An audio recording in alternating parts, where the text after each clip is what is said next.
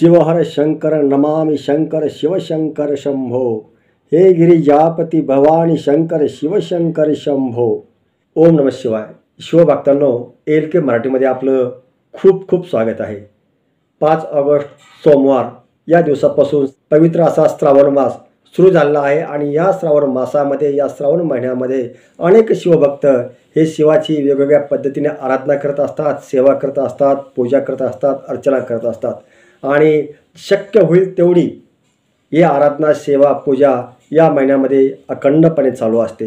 प्रत्येक भक्त एक वेगळ्याच उत्साहामध्ये असतो। शिवभक्तांना असं वाटतं की हा श्रावण महिना कधीही संपू नये आणि शिव आराधना ही माझी अशीच अखंडपणे सुरू राहावी। शिवसेवेने प्रभावित करणारा असा हा श्रावण महिना आहे आणि या श्रावण महिन्यामध्ये पूजा, अर्चना, सेवा, आराधना करताना अनेक भक्त हे तल्लीन झालेले असतात।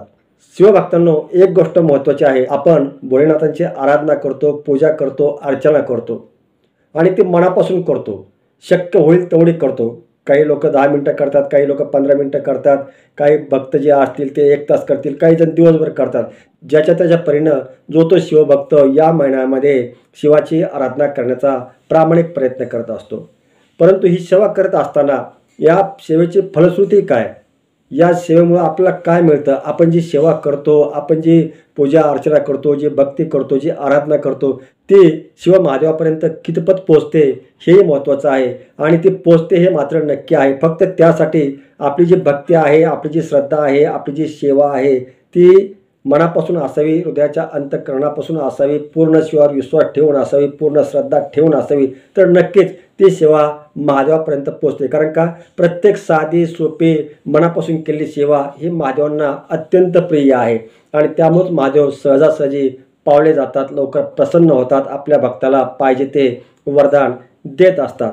तर या श्रावण महिन्यामध्ये जी आपण शिव आराधना करतो, शिवसेवा करतो, पूजा करतो, ती सेवा ज्यावेळेस महादेवापर्यंत पोचते त्यावेळेस आपल्याला काही संकेत मिळतात।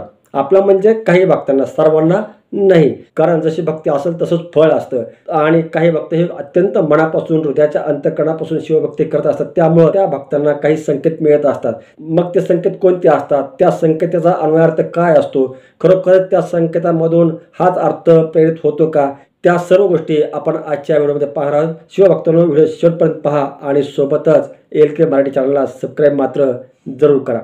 तर ही शिव आराधना करताना, शिवसेवा करताना काही आपल्याला संकेत मिळत असतात या श्रावण महिन्यामध्ये। तर ते संकेत जे आहेत ते अत्यंत महत्त्वाचे आहेत आणि त्यातील पहिला जो संकेत आहे तो संकेत आहे अंतर्नाद। शिवपुराणानुसार जेव्हा भगवान शिव, भगवान महादेव एखाद्या भक्तावर, एखाद्या व्यक्तीवर प्रसन्न होतात, त्यावेळी काय होतं, तर त्यावेळी त्या व्यक्तीच्या अंगामध्ये किंवा अंतरंगामध्ये एक वेगळ्याच प्रकारचा आवाज सतत निनादत राहतो किंवा घुमत राहतो। मानसिकरित्या ती जी व्यक्ती आहे ती कशी असते, शांत असते आणि कसल्याही प्रकारचं त्या व्यक्तीपुढे संकट येऊ द्या, काही येऊ द्या, कुठलंही संकट त्याच्यापुढे दत्त म्हणून जरी उभं राहिलं तरी ती व्यक्ती तशा संकटातही थोडीही डगमगत नाही, की घाबरत नाही।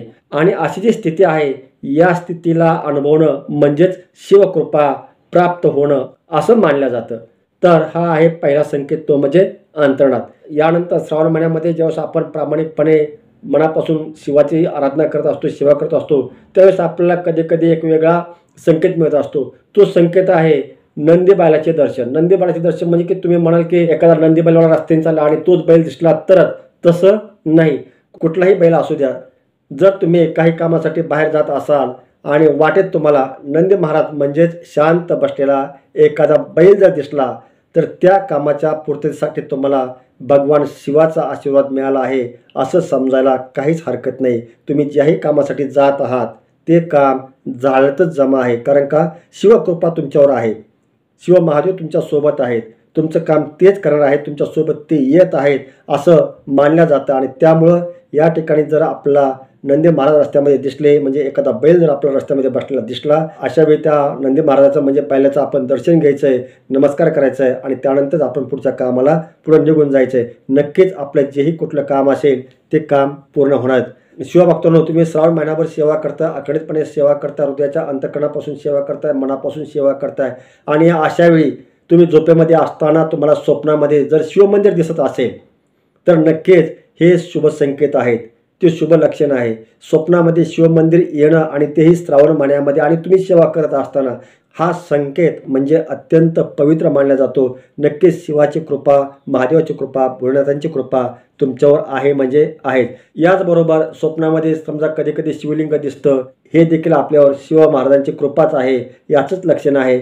आणि त्याचप्रमाणे जर आपल्या स्वप्नामध्ये नंदीवर स्वार झालेली शिवमूर्ती किंवा शिव महादेव, पार्वती माता आणि गणेश बाप्पा यांची जर एकत्रित मूर्ती आपल्या स्वप्नामध्ये दिसली, तर ही जी मूर्ती काय सांगते, तर या मूर्तीमधून असा अर्थ काढला जातो की आपला जो सुखाचा संसार आहे, हा सुखाचा संसार असाच अखंडितपणे शिवकृपेमुळे चालूच राहणार आहे. शिव महाराज आपल्यावर कृपादृष्टी करत आहेत आणि ज्यावेळेस शिव महाराजांची कृपादृष्टी असते त्यावेळेस आपल्या कशाचीच कमी पडत नाही असं मानलं जातं. शिवभक्तांनी एक लक्षात घ्या, देवादिदेव महादेव यांना आपण आशुतोष म्हणतो, कारण तो केलेल्या भक्तीने लवकर संतुष्ट होणारा देव आहे. आणि शिवभक्ती साधी, सोपी, सरळ आहे. महादेवाच्या आपल्या भक्ताकडून फारशा अपेक्षा नाहीत, हे नेहमी लक्षात ठेवायचं की सहजासहजी सोपी भक्ती देखील महादेवाला प्रिय आहे. फक्त ती मनापासून केली जावी आणि भक्त जे काही मनोभावे देतात त्याचा ते आनंदाने स्वीकार करतात असंही म्हटलं जातं. म्हणूनच शिव महादेवाला भोलेनाथ असेही म्हणतात. आणि त्यांची उपासना करणे, त्यांची कृपा होणे हे अत्यंत महत्त्वाचे आहे. आणि त्यांची कृपा होते की नाही होते हे आपल्याला, हे जे आता मी काही लक्षणं सांगितले या लक्षणामधून नक्कीच आपल्याला जाणवलं. तर या श्रावण महिन्यामध्ये आपण जास्तीत जास्त शिवसेवा करावी, शिव आराधना करावी. नक्कीच या श्रावण महिन्यामध्ये तुम्हाला देखील शिवकृपा प्राप्त होईल, तुम्हाला देखील शिवाचा आशीर्वाद प्राप्त होईल अशी मी शिवचरणी प्रार्थना करतो. शिवभक्तांनो, या व्हिडिओमधली माहिती तुम्हाला कशी वाटली हे नक्कीच आम्हाला कमेंटद्वारे सांगा. सोबतच व्हिडिओ लाईक करा, शेअर करा आणि चॅनलला सबस्क्राईब मात्र जरूर करा. शिवशंभो शिवशंभो शिवशंभो.